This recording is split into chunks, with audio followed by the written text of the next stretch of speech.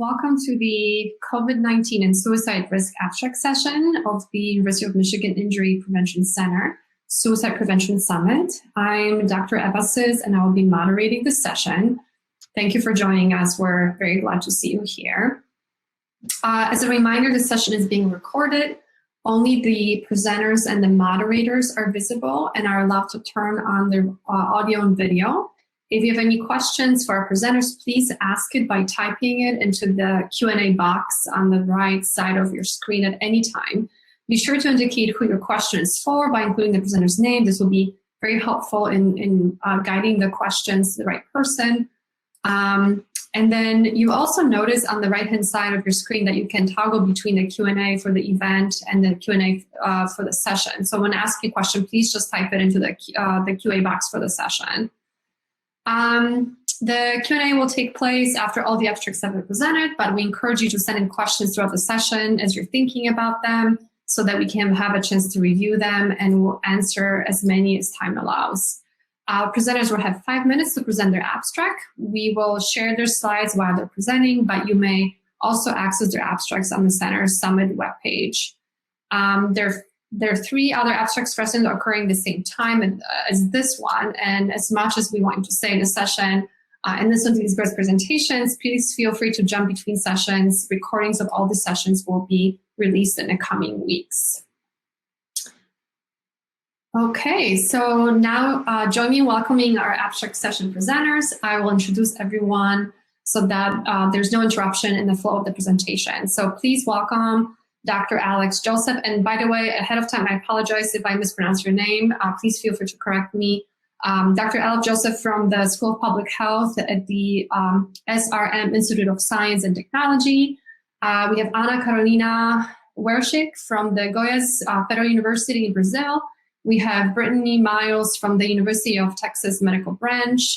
And then we have Flavio Machado from the Federal University of Rio de Janeiro, and Dr. Steven Stack from the Wayne State University. Presenters, when it's your turn to present, please turn on your audio and video and then turn them off after you are done. All right, why don't we begin?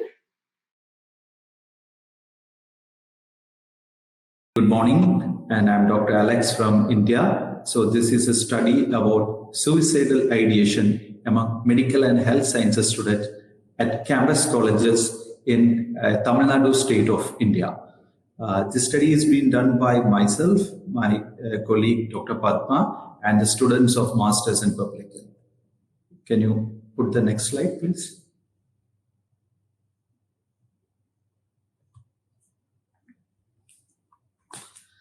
We're coming to the methods. The purpose of this study was to find out the purpose of the study was to find what is the suicidal ideation among medical students in India, since suicide is one of the leading cause of death among college students. And the study was an institutional-based study, institutional-based cross-sectional study. Regarding the study area, this was medical and health science students in a multidisciplinary university which has more than 5,000 students from the southern part of India, that is the state of Tamil Nadu. The duration of the data collection was from a period of November 2020, after the lockdown was slowly getting relaxed, to January 21.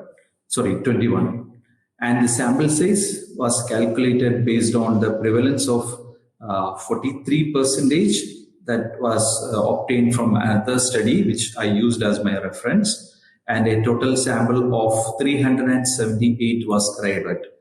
But till now, since being an online survey, which is relatively new to our context, we were able to get only 250 study participants. The sampling technique was volunteer opt-in sampling, and it was an email survey. The ethical committee approval was obtained from the institutional ethical committee, and the consent was collected in electronic form. The privacy and confidentiality of the participants were maintained. The study tools were Burst scale for suicidal ideation, CDC adverse childhood experiences scale, and perceived stress scale. So the analysis was performed using IBM SPSS statistics version 16, and the data were collected and coded. Frequencies and percentage was generated, and chi-squared test was performed. So coming to the internal analysis, that is around 250 students we got. We had majority as females who were 66%, and 90% almost the people were in the age group 18 years to 40 years. This included both post-graduation and undergraduation, and they were mostly in the first or second years of the study. 15% had an active suicidal desire, and 19 percentage of the students said that they were feeling alone even if they were at their home very much. And 2% of the students reported to be consuming some kind of psychotropic drugs, 5% alcohol, and 7% tobacco. Mostly it is an underreporting, maybe since it's an educational institution and faculty are doing the study, that may be the one of the reason. And childhood adverse experiences, there was 18% who reported of a physical abuse, followed by 14% sexual abuse. And about 5% of the participants often felt stress due to COVID-19. Let me move to the final slide, the conclusions. We can see that the study consists of majority of female students, and the majority were among the age group very young, and students expressed an active suicidal desire, quite a few number, and they were feeling lonely even though being at home. And the childhood experiences, the most common was physical abuse, followed by sexual abuse. Then students were found to be much resilient to the stress of COVID-19. And there is a need for handholding of the students. That was the study finding tells us. Thank you for giving this opportunity. I thank the University of Michigan for giving such opportunity. Thank you. Good afternoon, ladies and gentlemen from the scientific community. My name is Ana Carolina Versi from Brazil, and it's a great pleasure to be here in this event, The subject of our abstract is Strategies for Suicide Prevention During the COVID-19 Pandemic in Brazil. Our group is composed by 2 psychologists, me and Ruth Pinheiro, and 2 undergraduate psychology students, Fátima, Mírcia Teixeira, and Regilane Araújo. Considering that Brazil is the 2nd country in number of cases and deaths virus, the psychological suffering caused by the pandemic is clear. So the purpose of this study seeks to identify the suicide prevention strategies adopted by psychologists during the COVID-19 pandemic in Brazil. Next slide, please. About the methods. The methodology used was a bibliographic review, and the reference booklet was prepared by the Oswaldo Cruz Foundation, an organization that is linked to the Health Ministry and is responsible for the research and training of professionals in the healthcare field. The foundation applied a course on mental health in the COVID-19 pandemic and had a specific chapter for suicide prevention strategies. In the course, more than 67,000 professionals were trained from April to September of last year. Next slide, please. So, suicide is a complex and multifactorial phenomenon.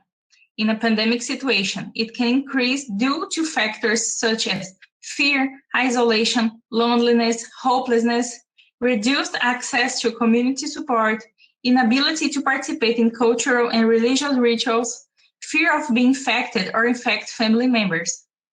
It's essential to develop prevention and monitoring strategies to promote the well-being of the population. As well as a worsening of psychological suffering, the pandemic increases the social vulnerability of the population. Next, please. After permission for online emergency cases, the service offer was expanded across the country, with support from universities, public and private health institutions, making it possible to create new suicide prevention strategies in Brazil for public policies aimed at promoting mental health. Before the pandemic, psychological assistance in cases of emergencies, disasters, people in situations of violence were not allowed online. Those were allowed only in person. The cases of patients with severe psychological distress and suicide attempts are considered emergency cases. This permission to have these categories online took place after the recommendation of the World Health Organization for social distancing in order to contain the spread of the virus. Even the different views and positioning between the federal, the local government, and the scientific community. I would like to thank you so much for being this presentation. Now, I think we can go to the questions. For more information about our studies, you can follow our Twitter at Brasilia Researchers. Thank you. Okay, hi y'all. My name is Brittany Miles. I attend the University of Texas Medical Branch in Galveston. Today I'll be presenting on COVID-19 psychiatric disparities and the risk of suicide at UTMB. Next slide, please. Okay, so before I discuss methods, I just wanted to talk a little bit about the beginning of the study. So COVID-19 has specifically been found to cause delirium, anxiety, depression, manic symptoms, as well as poor memory and insomnia. Additionally, those with psychiatric diagnoses have been found to have a significantly higher risk of COVID-19 infections as compared to patients that did not have these disorders. So our study aimed to identify the demographic of patients that were susceptible to psychiatric diseases after COVID-19 at UTMB. So for my methods, we use TriNetX, a global federated health research network providing access to electronic medical records. These could include things like diagnosis, procedures, medications, genomic information from roughly 1.7 million patients at the UTMB Galveston network. The information is de-identified, so no protected health information was ever accessed. Diagnosis of COVID-19 infection was ICD-10 codes U07.1, B34.2. We looked for things like coronavirus infection that were like unspecified, as well as things like pneumonia due to SARS-associated coronavirus. There's kind of a lot of ways that you can code this, so I tried to be all-encompassing with that. Presence of psychiatric illness was determined by ICD-10 codes from F20-F48. And when you pull this down, you can sort of like select a host of things. So we selected things like anxiety, mood, psychosis. We try to be pretty general with it. The TriNetX search function was configured to assess for, obviously, psychiatric diagnoses that were made before the diagnosis of COVID-19. I'm sorry, after the diagnosis of COVID-19 had occurred. And then suicide attempts were determined by ICD-10 code 214.91 only. And next slide. So for our results, we found that females are more likely than males to have a psychiatric diagnosis after COVID-19 infection. It's pretty significant. It was like 60% versus 40. There were 0 suicide attempts in patients without a psychiatric diagnosis. The patients with a psychiatric diagnosis post-COVID had a suicide rate of 0.552%, which we did find to be statistically significant. Next slide. Female survivors of COVID-19 appear to be at an increased risk of psychiatric illness compared to males. Screening for mental illness and evaluation of support structure could be beneficial at the time of discharge. Likelihood of psychiatric illness may correlate to disease severity, but further studies need to be done to sort of like assess this. Additionally, I did want to say that I think that at the time of discharge, potentially discussing with patients and sort of knowing that this statistic does exist is important, because you can assess if patients are female and leaving with, from COVID-19, asking them about their support systems at home and making sure they can identify the people that they go to when they are stressed and that they have those things. If they don't, putting them in connection with support groups, maybe, a easy thing that we can do. And I think further research can help us to understand what may be more helpful. Anyways, all right. Thank you all for inviting us and having us here today.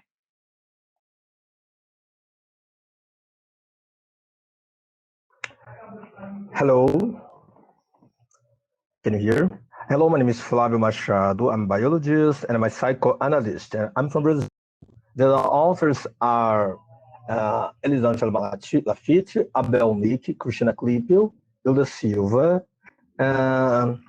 Well, the title of this work is The Social Media Role in Suicide Prevention During the COVID-19 Pandemic. The title itself describes the objective of this work. Next slide, please. This study used as a method a literature review through the database of Directory of Open Access Journal, Web of Science, and PubMed. To achieve the objective of this study, the following search equation was used: social media and COVID-19 or pandemic or pandemical. It's noteworthy that all these words were used in the titles of the articles, and article published in the last 5 years. Next slide, please. The research resulted in 266 articles that addressed the social media role in suicide prevention during the COVID-19 pandemic. The study identified the increase in the social media use during the COVID-19 pandemic and that they are fundamental tools in suicide prevention as they represent the only leisure, interaction, fun, and communication form among many people who have psychosomatic illnesses with risk factors for suicide. Next slide, please.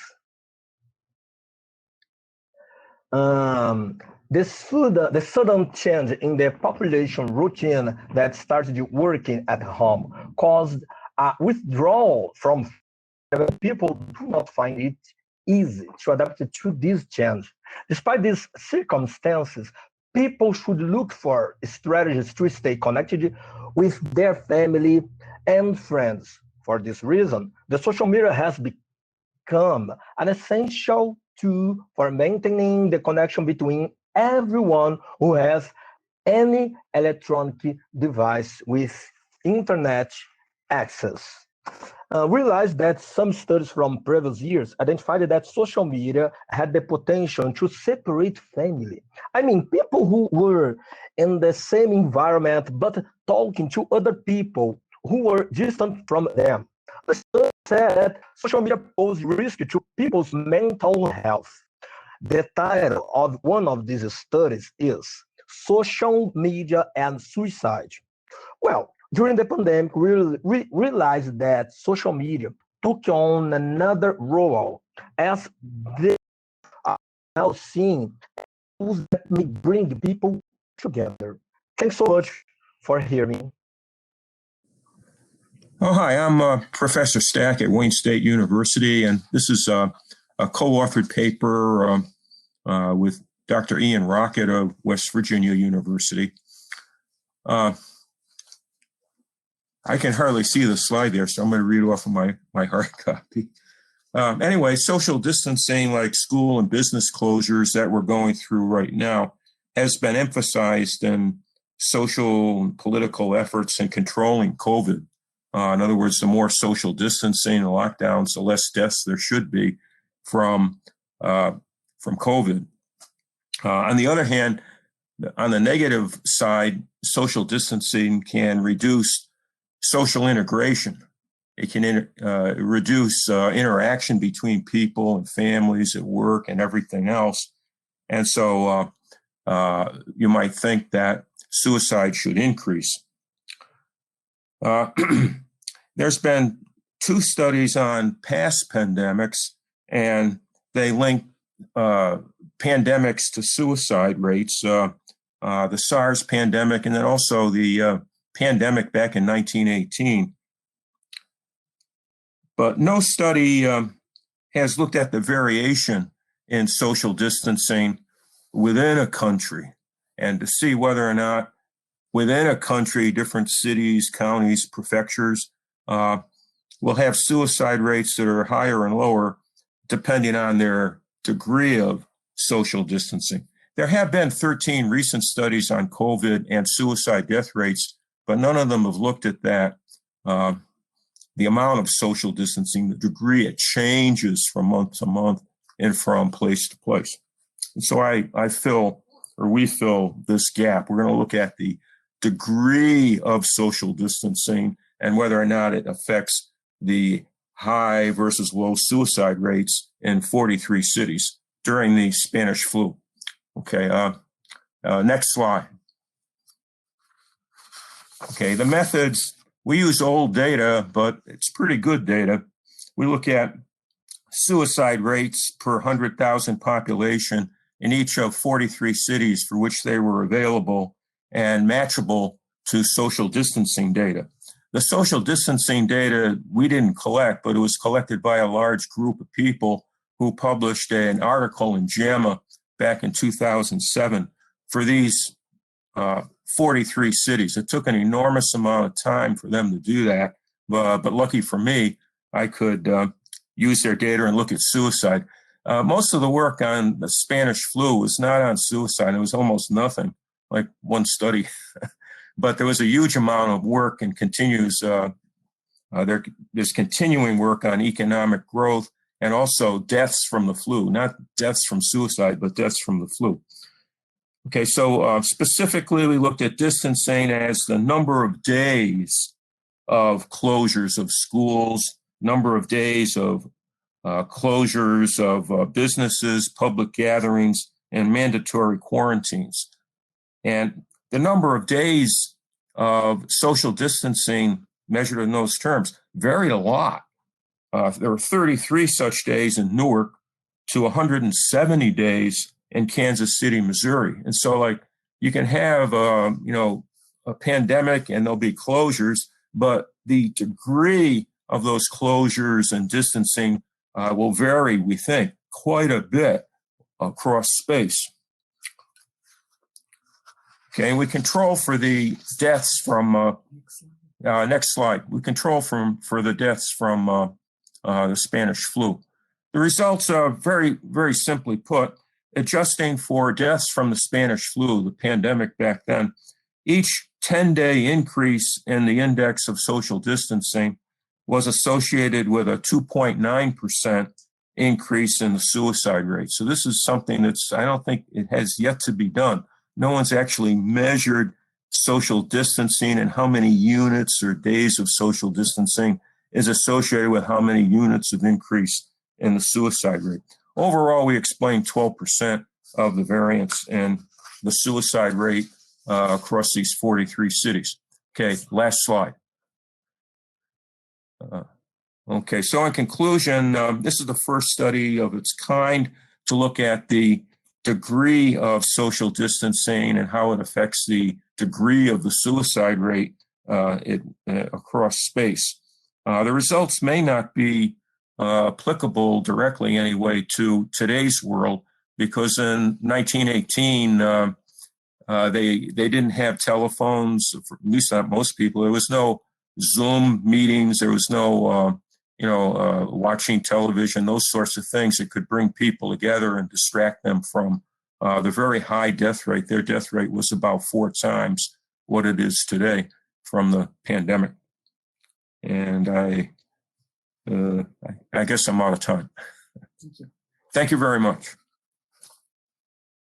Thank you so much to all our presenters for this informative session. We have about 10 minutes now for some questions. If the presenters could please turn on your cameras and your microphone back on, we can proceed with some questions. I'm hoping maybe we can begin with Dr. Stack, given that you just finished. It's a really fascinating study, really, really interesting results.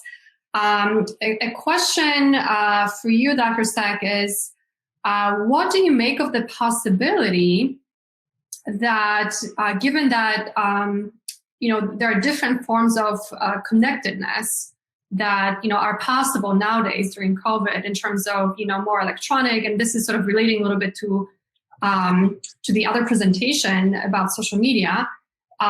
would you expect that the results that you presented from the Spanish flu, might they replicate to the same extent, or might they be different? Would you expect that they're different, considering that, social distancing might have kind of different meaning given the, kind of more possibilities, I suppose, to connect that are not, just physical in nature?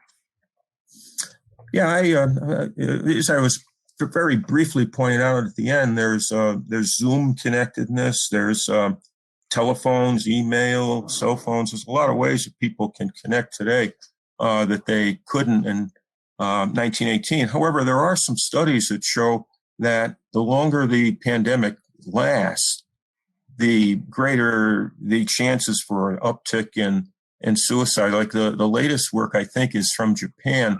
There's 3 studies on Japan. And during the early stages of the pandemic, like March to about July 2020, there really was no impact. But in October and November of 2020, as the pandemic rolled on and on in Japan, there was an increase in both the male and the female suicide rate. So I think the length of the pandemic might wear people down. And even though we have more connectedness electronically in other ways today than back in 1918, it could be in the months, as the data come in, it could be that there will be an increase anyway.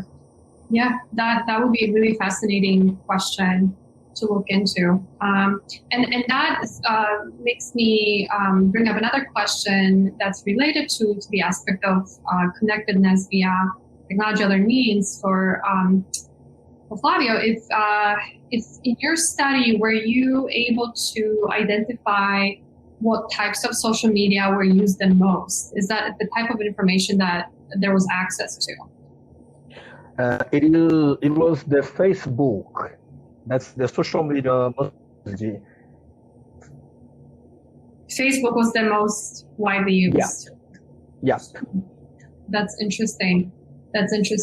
Okay. And there was a question for Brittany Miles.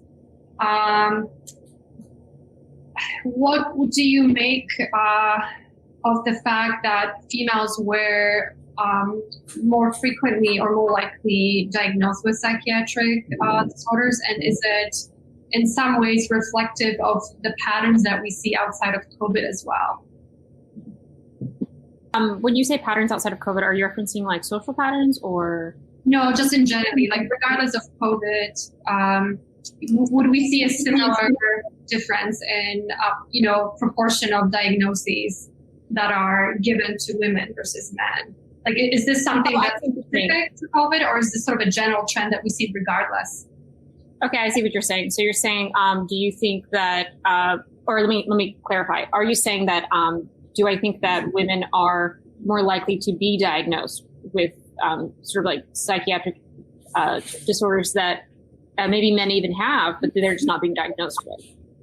So, right. It seems like there was a pattern. Your study found that more women had the diagnosis, right? Yeah. Kind of related perhaps to having COVID or post-COVID at least. And would you say this is kind of unique to COVID, or is this more kind of a general phenomenon that we see? Yeah, so I think I wouldn't be able to for sure answer that without looking into it more, but I think that women are more likely, I think, to be diagnosed with psychiatric illnesses, and that certainly could have impacted our, because one of the first things we looked for was just the diagnosis following COVID-19.